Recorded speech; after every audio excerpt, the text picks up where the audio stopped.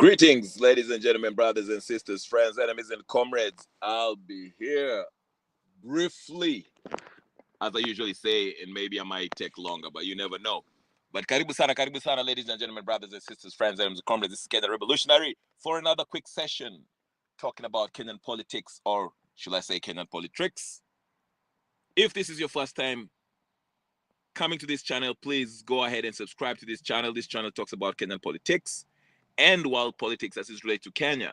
So karibu sana. And if you've already subscribed, you know the order of the drill. The first order of business is to like the video. And in case you haven't even turned on your notification button, please do so ASAP right now. Okay.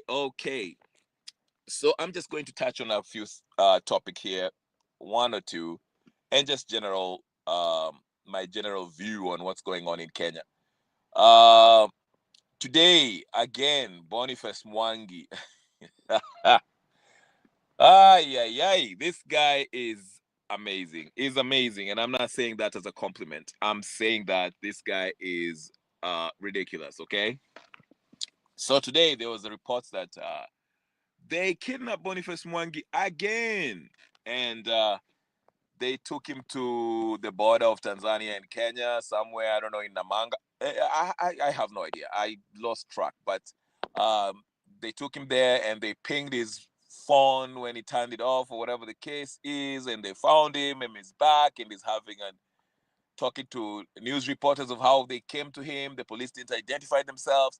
It's just a bunch of nothing. It's attention-seeking behavior. But again, I explained to you why this Western backed NGOs who are handing money to these useful idiots like Boniface Mwangi, Martha Karua, and the rest, being paid to kind of demonize Sumia Suluhu's reputation as the worst human rights violator in Eastern Africa, because the aim is to take her out. I won't regurgitate that. I already made that video and I made my point about that. But we see this concerted effort by these so-called human rights activists who are nothing but pawns for the West, who are really concentrating on Tanzania and Suluhu. And I'm glad that the head of the Tanzanian police or something, whatever, I won't say the head of Tanzanian police, I'm saying one of the security guys, I don't know if it's the head of security or whatever the case is the police chief, came out and explained. He was asked, hey, what do you make of the story, the press conference by Boniface Mwangi and Agatha? And he said that, that is something that that's at this point, that is their opinion, that's their observation. He would like to sit down and ask more questions about this so-called torture, this ordeal that Boniface Mwangi went through, which I thought was a reasonable response by this police chief or whoever that person was. He was one of the police forces from Tanzania. That was what he was asked. Again, he was asked, I reiterated for the people who are sitting in the back. He was asked, what do you make of the press conference by Boniface Mwangi and Agatha about their ordeal in Tanzania? And he explained again. He said that at this point, as far as the investigations are concerned, that is mere perception or opinion from Boniface Mwangi's side, because nobody has actually looked into it. And he said that that was a press conference. It's an opinion given at the press conference. He would like to ask, he has more questions for Boniface Mwangi and Agatha and anybody else who has been tortured in that ordeal. So I thought that was a good, fair answer to give. As I mentioned in my video yesterday, I said that it is funny how these guys were giving a press conference, and the reason being that they fear sitting down with a reputable journalist, because they know a good journalist will ask questions okay? Because their story there's some discrepancies in the story that these guys were given. Because if you remember, earlier when the first day when Boniface Mwangi was caught in Ukunda, whatever the case, he said that he was crawling and they had, they took his clothes and he was crawling on the ground naked and he was taking a shower. Then later on the press conference, they kind of got their stuff together, their story together, and they're saying, oh, we were stripped naked, hung upside down, and things and started on their, the story, okay? I won't retell the story. But so that's why I'm saying, if these two were to sit down with the reputable journalists, I dare them to go to Al Jazeera. That gentleman that actually exposed how Ichungwa is stupid. Uh, that's the kind of journalist that should sit down with Agatha and Boniface Mwangi and ask them questions of what happened, how they were caught, how they were arrested. Those are the questions that needs to be asked at those. But like I said again for the umpteenth time, these guys made sure it was a press conference where there was no questions. They were not fielding any questions. They were not taking any questions from anybody. They just said what they had to say, then left. Okay?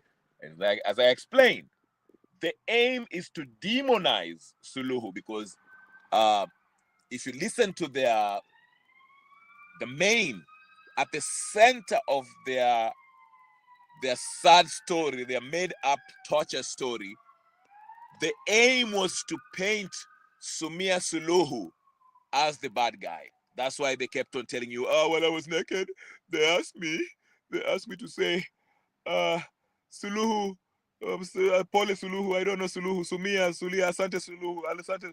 It's just a bunch of nonsense, okay? Because they want to paint Suluhu as the bad guy. And I told you why they're doing so.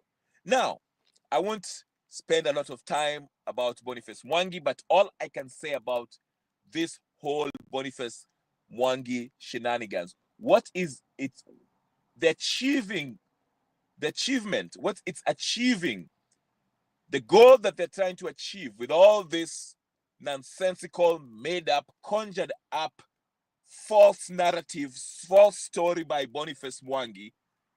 The aim is to not only demonize Suluhu, but also take the focus away from the Gen Zs mobilizing, not only just to reject the finance bill, but from occupying the State House. They don't want the Gen Zs to come up together again to focus on the finance bill and take out Ruto through a popular revolution. So they're using this nonsensical stories by Boniface Mwangi, making it the main topic of discussion with their hashtags, well choreographed hashtags in the social media, in Githeri media, because they want to take the focus away from people talking about removing Ruto. That's why this story is given a lot of unnecessary attention that it doesn't deserve, because this story is a bunch of nothing. It's just a propaganda smear campaign against Suluhu, and also it's a way of them to remove focus from the Gen Zs coming together to remove Ruto. Listen to me, ladies and gentlemen, brothers and sisters, friends, enemies and comrades.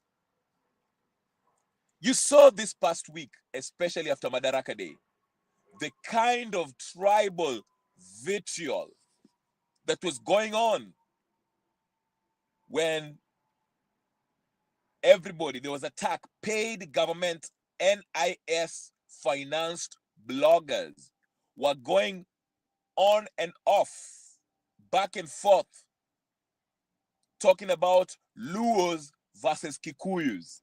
You saw that on your timeline on X. That is exactly where they want to put you. I've been making videos about this.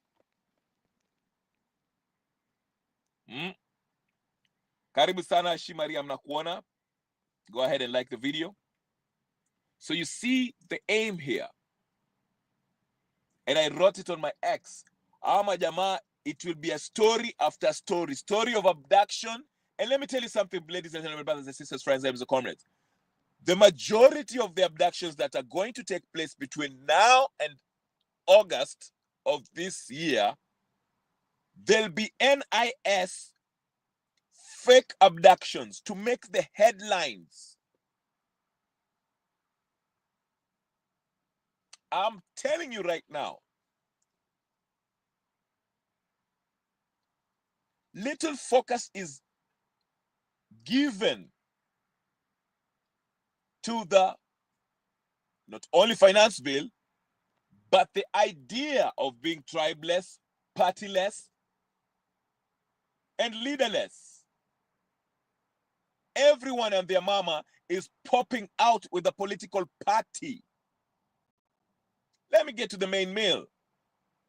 As the headline suggests, next Kenyan elections, whether it's held in 2026 or 2027, is a foregone conclusion.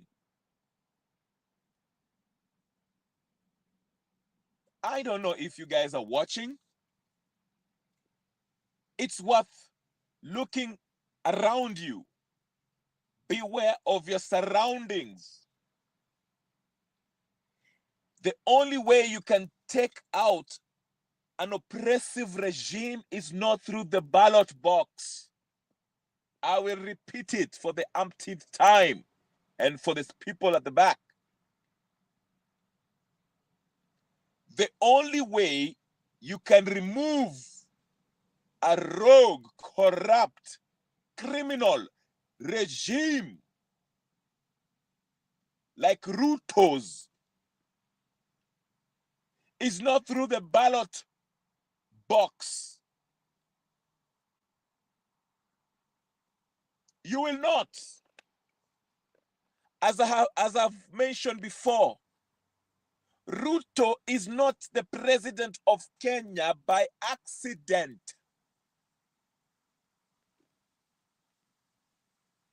Ruto is part of a system that is deeply entrenched in our everyday lives, how we organize ourselves, the institutions. This criminal enterprise that backs Ruto is deeply entrenched and permeates in every center of power. Every institution that is supposed to defend our very constitution has been poisoned by this corrupt system that produced Ruto. So to create a political party, to urge people to take a voter's card and go vote in whether it's 2027 or 2026, you are playing a part in restoring a system that does not work for the people.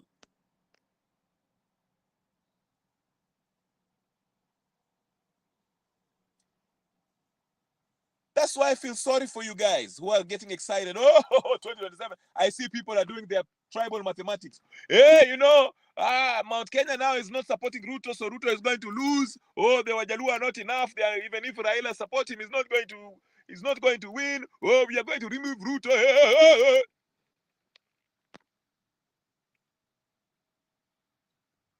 Just a bunch of nonsense. Who cares about your tribal arithmetics, calculations?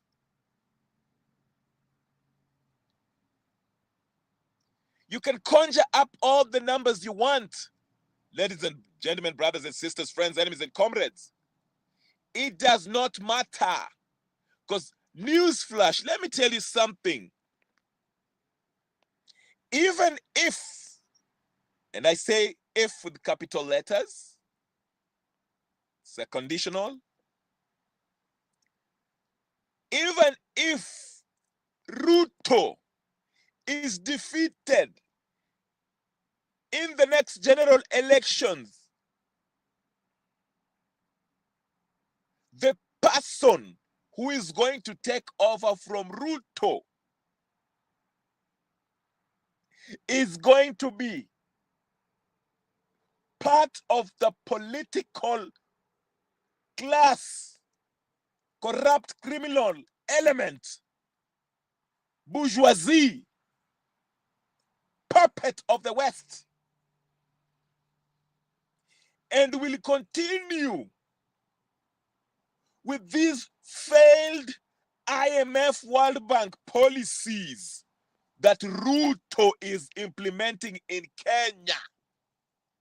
It will not curb the problem of corruption, tribalism, extrajudicial killings, extra-constitutional means of maintaining power.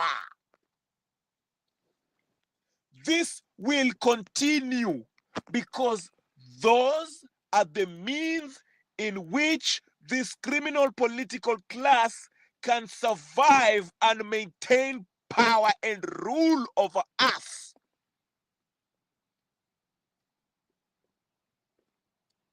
So they might give you an illusion that there's a change of guard and that the new regime, in the case if Ruto is removed, and people will be celebrating. Just if you think, now that I think of it, in 2022, we were played. Sorry, not 2022, but 2002. Oh, I have to repeat this. Shabala, sababa. Hit the like button because I feel the anointing right now.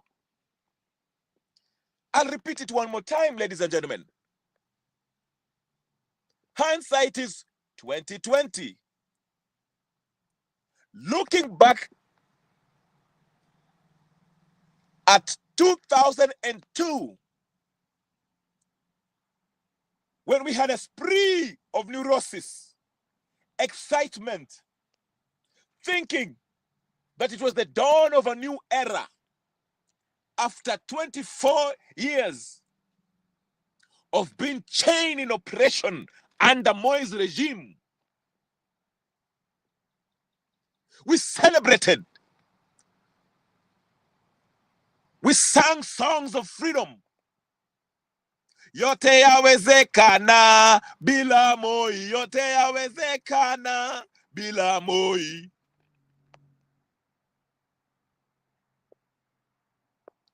Only to be introduced to a new version of Moi in the person of Mwai Kibaki. The West pulled a fast one on us. And that might be the case in 2027 or 2026 or whenever we are going to have the next elections. The surest way of changing this whole system is to have the sovereign people speak in one voice, unequivocally,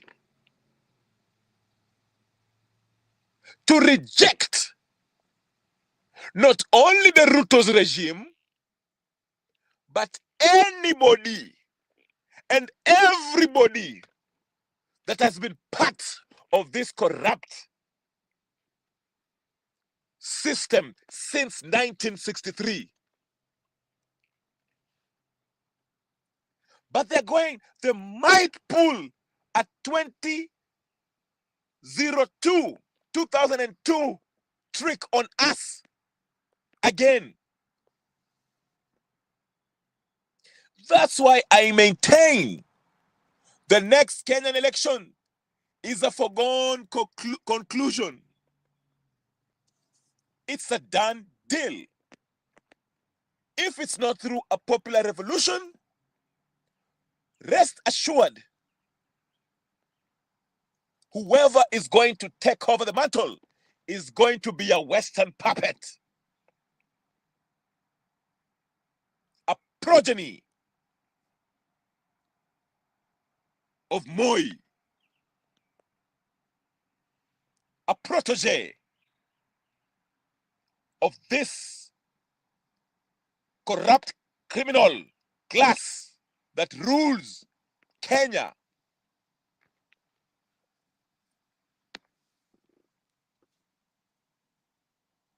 Nothing will change.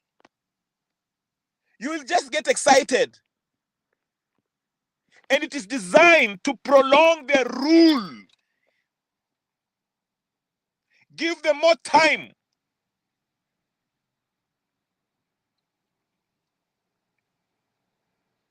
Now, look at the current political system in Kenya.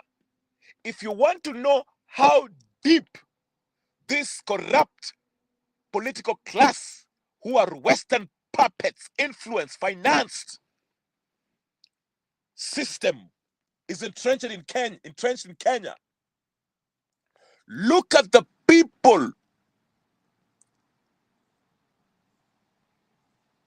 who we look at or are paraded before us through the Githeri media as our saviors, as the faces that are fighting for our liberation. Look at the faces of them. Look at the Law Society of Kenya. Look at the human rights activists. Look at the opposition, if we have one, none. Look at the so-called youth leaders. Look at those people who are being propped up as the Gen Zs, who have been rejected by the very Gen Zs, the real Gen Zs. Look at the noisemakers who are in your faces, are on Twitter, are on X, are on the social media, are on Githeri media, are in front of the Standard newspaper, are in front of every news outlet in Kenya, making rounds day in, day night, day out. Look at those people. Look at the kind of shenanigans, the scripted events, the false narrative of Luos versus Kikuyus, Nilos versus Bantu. Look at how they're presenting these things. Look at this circus of Boniface Mwangi. Nobody's questioning them. Only Gaito is questioning what's happening. The glaring lies. Look at the fake lawyers that are giving opinions on X in defense of this political corrupt system. Look at the paid candidates that are pretending they are the faces of change, that they are well equipped to bring down Ruto, as if this problem stops with Ruto. The problem does not stop with William Samoei Ruto. It goes beyond that. So if you're going to uproot the problem, uproot it from the roots, the root cause, not the mascot in Ruto. Pay attention, I tell you, my people.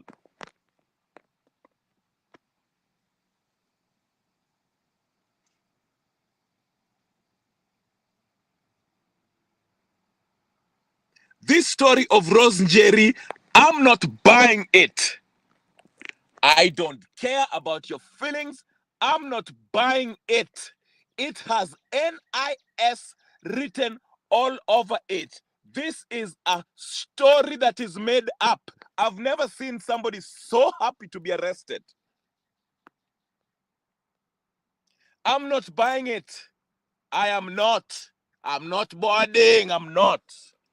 I'm sorry. You already know how I feel about the whole Boniface Mwangi story. I'm not buying it. I am not buying it. Hizi ni usarakasi wa serikali.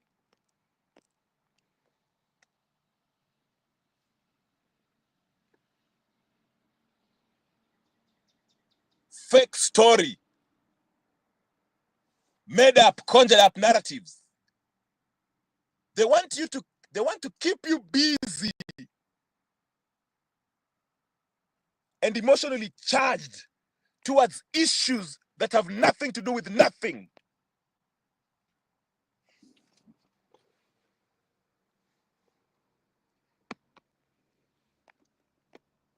Instead of being emotionally charged towards the removal of this corrupt system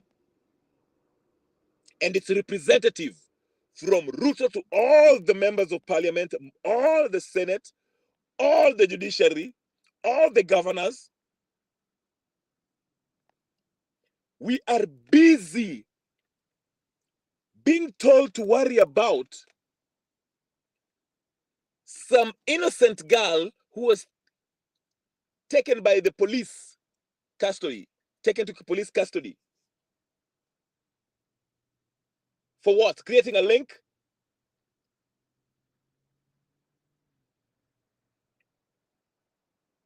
Again, they know that alone is not enough to get you focused into their nonsensical stuff. Then we have the Boniface Mwangi with his homoerotic fantasies.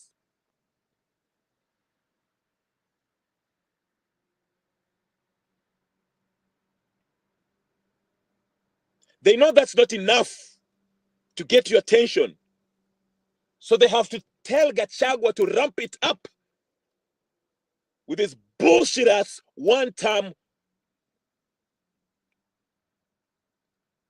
claim. As if that's not enough, they have to tap in to the ODM imbeciles to attack the people of Central, saying they're jealous of them being in power, to create that tribal division. And they know that's not enough. They have to find you where you are. You spend majority of your time on X Spaces and social media. They will create hashtags of Luos versus Kikuyus. Oh, the Gabriel Ogudas, bragging on how they're in government, attacking the people of Central, and using people like Jim Ju, attacking people of Nyanza, Luos. They know that's not enough. They have to keep you busy, angry at things that has nothing to do with anything. Nonsensical things. They don't want you to focus on the idea that as a sovereign people you can come together and not worry about tribe, not worry about a leader, a political cult leader, and not worry about a political party, but to come together as a nation, as a sovereign people that has to determine the power of charting their future. You can fire and hire who you want to represent you. They do not want to focus on a unified front that can bring this whole corrupt system down. They want you to concentrate on silly, stupid stories. Oh, Kalonzo went to the court today to represent Rose Njeri. Oh, Wamalwa was in sijui nini. Oh, Martha Karua went to Uganda. Oh, Ruto gave a speech in Homa Bay. Oh, Raila told us he doesn't want to. Nobody cares about that nonsense. all of them should be removed and should not represent any Kenyan at any capacity.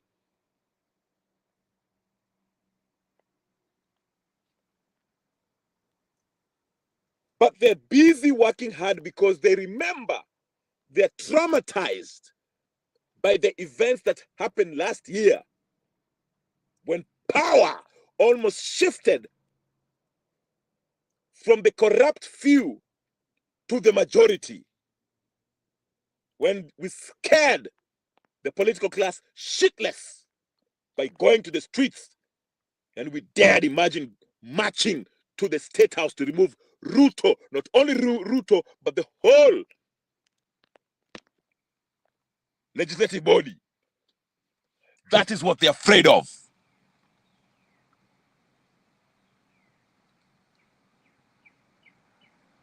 So watch. Keep on buying into this. Oh, we are going to remove Ruto. Oh, Amunyoro one term.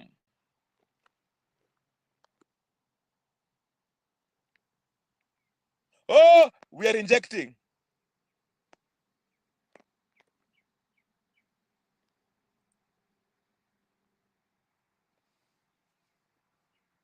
But let me tell you, it is done by design. They're all working together, all of them. All of them. All. Not some, all. Anyone that the media is propping up is working for the system. Even if Ruto loses the election, if we go to the ballot and Ruto loses the election and Matiangi or Natembea or whoever comes in, those people will take over from Ruto and continue with the same failed policies. And 3 months into the new administration, we shall be finding ourselves talking tunaoendelea na ukabila. It will be the Kabila of that president versus the other Kabila that is on the opposition. Now, usarakasi utaendelea. Anyway, today I'll be here briefly. It's been 30 minutes. I'll stop here. If you're going to watch this on repeat, share, like, subscribe, comment, and do all the good stuff. I'll stop here. My name is Kenyan Revolutionary. I'll see you later. Peace and blessings.